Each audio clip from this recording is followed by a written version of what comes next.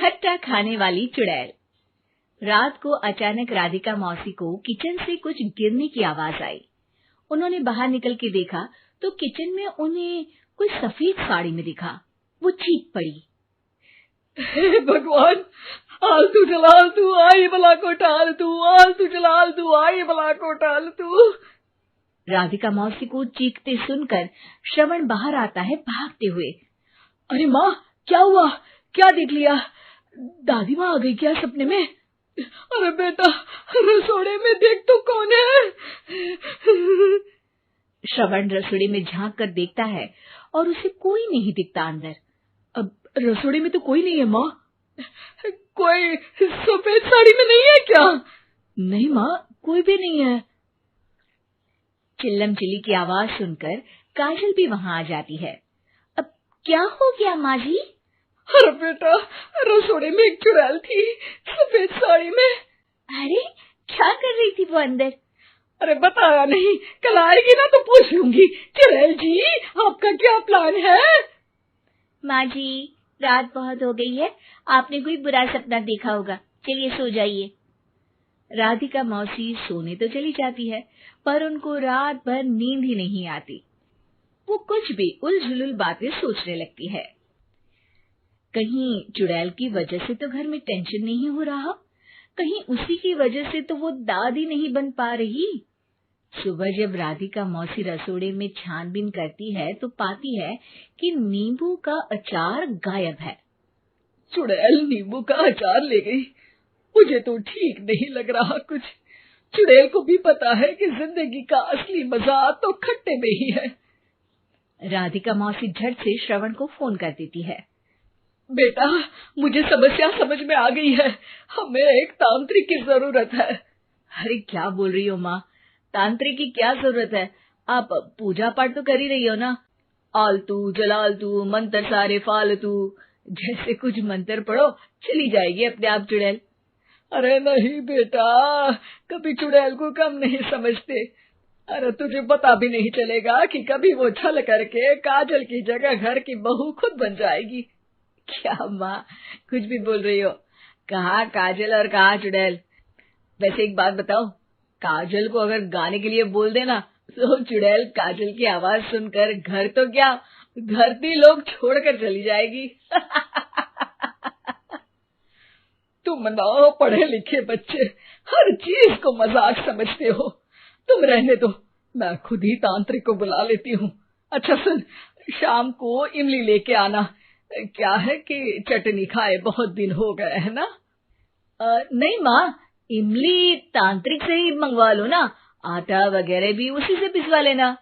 देखो मुझे काम करना है।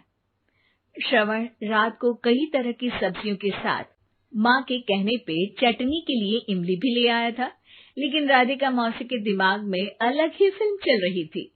उन्हें अब सिर्फ शक ही नहीं यकीन होने लगा था कि शायद चुड़ैल ने श्रवण पर अपना जाल बिछा दिया था, जिस वजह से श्रवण उनकी बात ही नहीं मान रहा था। पर कोई नहीं, आने वाली रात में राधिका मौसी खुद तैयार हो गई चुड़ैल को पकड़ने के लिए। रुद्राक्ष की माला, तुलसी का पत्ता, हनुमान चालीसा सब हाथ के पास ही था, बस चुड़ैल का इंतजार था। और जैसा राधिका मौसी ने सोचा था वैसा ही हुआ। वो चुड़ैल उस रात भी आई, पर वो राधिका मौसी से तेज निकली और राधिका मौसी के उससे पकड़ने के पहले ही वो भाग खड़ी हुई। जरूर बहू पे साया है उस चुड़ैल का, तभी तो श्रवण के कमरे में गई है। और अगली सुबह राधिका मौसी पिछली रात हुए हमले में किन चीजों का नुकसान हुआ उसका हिसाब लगा रही थी। उनके खेमे से एक आम के अचार की शीशी भी गायब हो चुकी थी और वो इमली भी जो कल श्रवण लेकर आया था। राधिका मौसी इस बारे में सोच ही रही थी कि श्रवण जल्दी से रसोड़े में आकर दवाइयों की पोटली ढूंढने लगता है। अरे बेटा, क्या हो गया? अब माँ, वो काजल की तबीयत खराब है, बहुत घबराहट हो रही है उसे।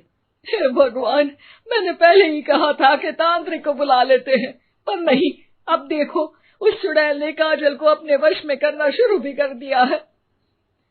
हालांकि श्रवण भूतों में विश्वास नहीं करता था, पर अब वो भी डर जाता है और राजी हो जाता है एक तांत्रिक को बुलाने के लिए। कुछ ही घंटों में तांत्रिक आ जाते हैं और राधिका मौसी तांत्रिक जी को सब बता देती है। घोर संकट, घनघोर संकट, चुड़ैल को मारू जोर चाकट, ओम भट स्वाहा खटखा के आहा। अरे ये क्या मंत्र है? मेरे खुद के ओरिजिनल मंत्र है, कल रात को ही लिखे हैं, अच्छे लगे तो दाद चाहूंगा। एक और मंत्र सुनो। अर्ज किया है आब्राकडाब्रा, दिल्ली बम्बई आगरा, चंदा मामा सोवरले सुरन मामू जारा। ये मंत्र है? अरे कोई 40 वालीसा पढ़ो ना। वक्त कम है, 40 नहीं पड़ेंगे, 20-25 में काम चलाना पड़ेगा। अलग निरंजन जाके लंदन, मुफ्त का मंजान घिस मेरे नंदन। अरे जल्दी करो तांत्रिक जी, जल्दी करो। तांत्रिक अपने उल झलूल मंत्र पढ़ने लगता है। श्रवण को तांत्रिक पे शक होता है। वो अपने एक डॉक्टर दोस्त को कॉल कर देता है ताकि कोई अनहोनी हो तो इमरजेंसी में चीजें मैनेज हो जाए।